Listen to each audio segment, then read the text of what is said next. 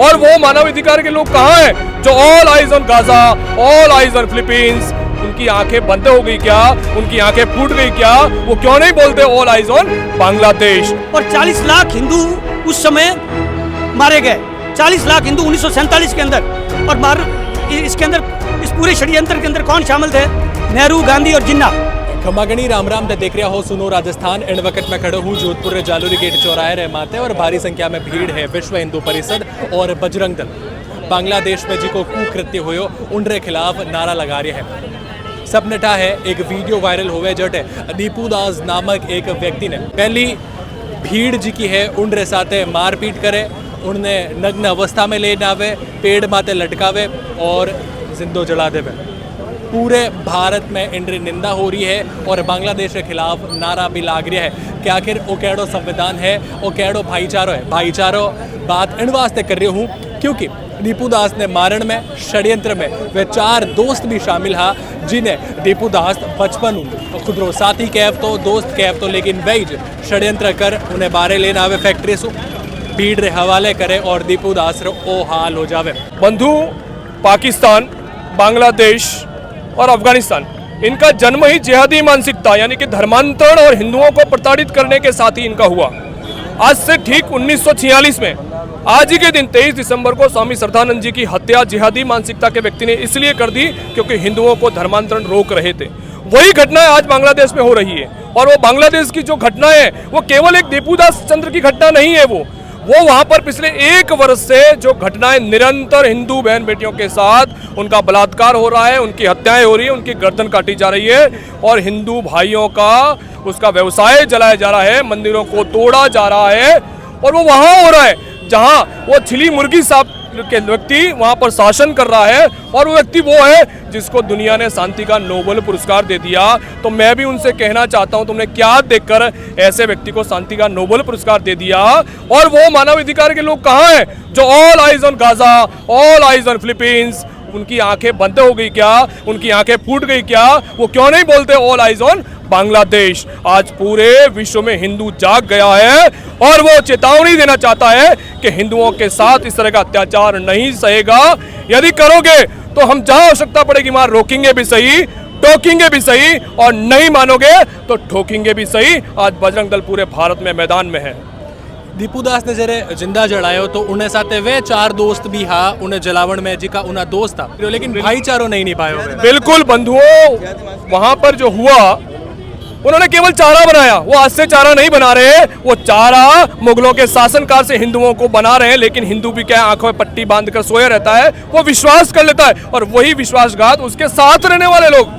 और दीपू दास ने सिर्फ इतना सा कहा कि भगवान एक है, नाम सबके अलग अलग, इसमें कुछ गलत नहीं कहा ना, लेकिन उसको ऐसा षड्यंत्र फैलाया कि उसने ईश निंदा की है, जबकि इसमें कहीं कुरान में, इस्लाम में कहीं भी ये नहीं लिखा हुआ कि ये भगवान एक है, नाम अलग अलग है। ईश निंदा में आता होगा कहीं, लेकिन उसके साथी लोगों ने जिस मशीन को वो खुद साथ मिलकर चलाता था उसको वहां से उसको षड्यंत्रपूर्वक निकाला बाहर और भीड़ के हवाले कर दिया। और बड़ी बात, जो पुलिस हम शासन कहते हैं ना, संविधान की बात भारत में जो लहराते हैं, संविधान संविधान करते हैं, बांग्लादेश का भी संविधान है, लेकिन उस संविधान को मानने वाले लोग नहीं है। वो संविधान को तो ऊपर रखा हुआ है, पुलिस ने उस उन्मादी भीड़ के हवाले कर दिया। इससे बढ़िया षड्यंत्र भारत के हिंदू और विश्व में रहने वाले हिंदुओं के साथ क्या होगा वो बांग्लादेश में हमको देखने को मिल रहा है। लेकिन हम चेतावनी भी दे रहे हैं साथ साथ, ऐसा दोबारा हुआ तो भारत का हिंदू, विश्व का हिंदू उसको मुंह तोड़ जवाब देने के लिए सक्षम है। आ घटना पहली घटना नहीं है कि कोई हिंदू रे साथ ऐडी घटना हुई है, जिंदो जला दियो हुए या भीड़ रे हवाले कर दियो हुए, चाहे दीपू दास री बात करो, कोई महिला री बात करो, उनके साथ लगातार बलात्कार हुए,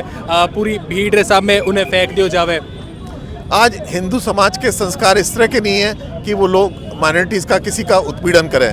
भारत में आज जो भी मुसलमान रह रहे हैं सब खुशी से रह रहे हैं, सुख से रह रहे हैं। आज उनकी आबादी भी बढ़ रही है और कभी ऐसा घटना एक भी नहीं हुई कि हिंदुओं ने कभी मुसलमानों का उत्पीड़न किया हो, कुछ इस तरह किया हो।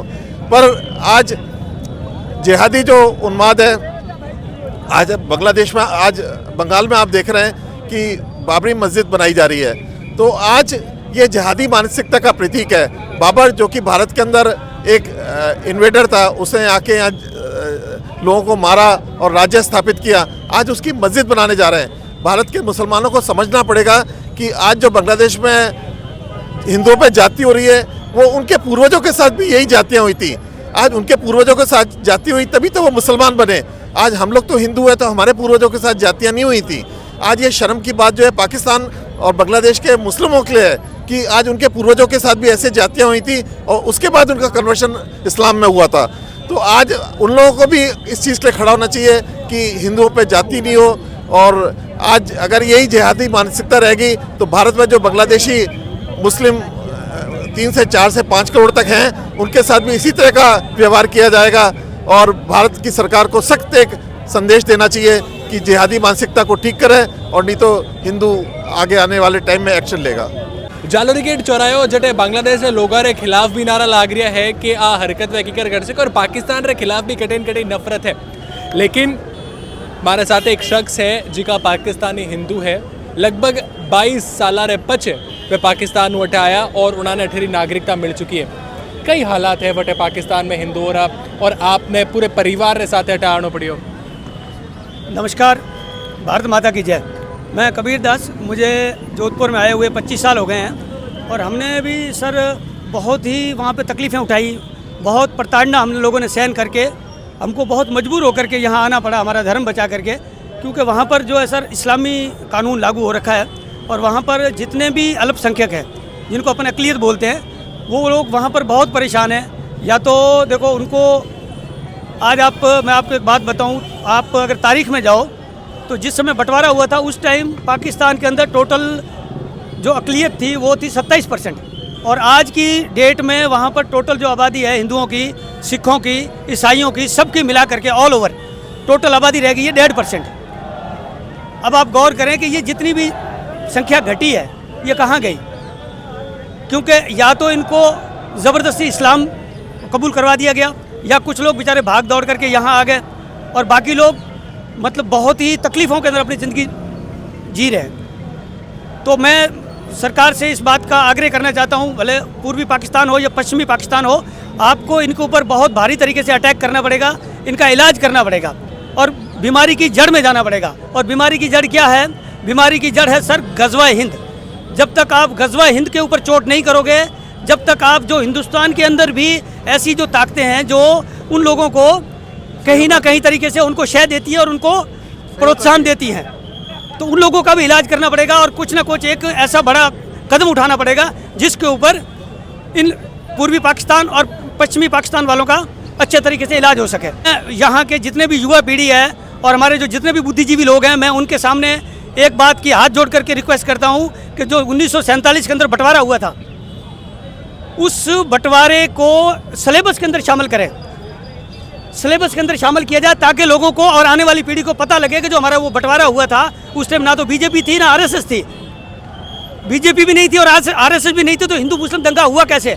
और 40 लाख हिंदू उस समय मारे गए, 40 लाख हिंदू 1947 के अंदर।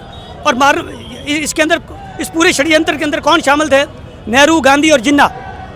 और आज वापस पूर्वी पाकिस्तान और पश्चिमी पाकिस्तान ये तो दोनों के दोनों हिंदुओं से खाली हो चुके हैं। अब ये नंबर जो है हिंदुस्तान का भी लगने वाला है। मैं आने वाली पीढ़ी से ये गुजारिश करता हूँ कि आप 1947 के अंदर जो बंटवारा हुआ था उसको अच्छे से पढ़ें, आपको मालूम पड़ जाएगा कि उस टाइम हमारी बहन बेटियों के साथ, हमारे लोगों के साथ कितना अत्याचार हुए। वहाँ से ट्रेनें कट कट करके हिंदुस्तान के अंदर आई।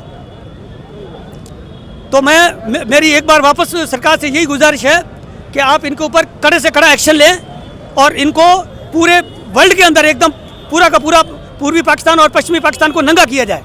भारत माता की जय। 1965 की लड़ाई जब हमने जीती थी और हमने लाहौर पे कब्जा कर लिया था, कश्मीर में छमजोड़िया से आगे घुस गए थे, सब जगह राजस्थान में तनोट से सब जगह आगे घुसे थे, कच्छ में आगे घुसे थे, तो इंदिरा ने एकदम वो बंद कर दिया, युद्ध विराम कर दिया। उसके बाद में 67 में जब इन्होंने इजराइल के साथ में 14 देशों ने मिलकर युद्ध किया, मार खाई, उस समय से इनके मन में वो भावना आ गई कि हमारे ऊपर कुछ न कुछ होगा दुनिया में। इसके बाद में पाकिस्तान की सेना, क्योंकि उन पे पाकिस्तान की सेना में पंजाबियों का ही वर्चस्व है और आज तक पाकिस्तान की राजनीति, सेना, प्रशासन सब जगह पंजाबियों का वर्चस्व है। तो इन्होंने क्या किया कि जितनी भी पाकिस्तान की सेना, पूर्वी पाकिस्तान जो आज का बांग्लादेश है, इसके अंदर इन्होंने इतना ज़बरदस्त अत्याचार बलात्कार मुसलमानों पे किया था कि जिसकी कोई सीमा नहीं थी। ये गिड़गिड़ाए थे, नाक रगड़ी थी, टोपी पटकी थी हमारी सरकार के आगे कि तुम्हारी सेना भेजो, सेना भेजो। तो हमने डायरेक्ट सेना तो नहीं भेजी, BSF, RSC, अर्धसैनिक बलों को मुक्ति वाहिनी की ड्रेस पहना के भेजी थी साधारण की।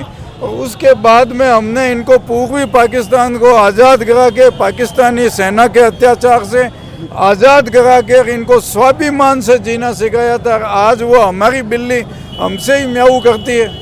और हमारे ऊपर कितना टैक्स लगा था 71 के ऊपर, खाने में टैक्स, पोस्ट ऑफिस में टैक्स, रेलवे टिकट पे टैक्स, हर चीज़ पे हमने टैक्स दिया कि इनको पालो, इनको पालो। और आज ये हमारे साथ में इस तरह से कर रहे हैं, इनसे ज़्यादा गैर वफादार और गद्दार कोई हो ही नहीं सकता। अखैर आप इन बारे में कई कहनी चाहोला ज़रूर बताइजो और अड़ी जानकारी वास्ते सुनो राजस्थान साथ जुड़े रहीजो।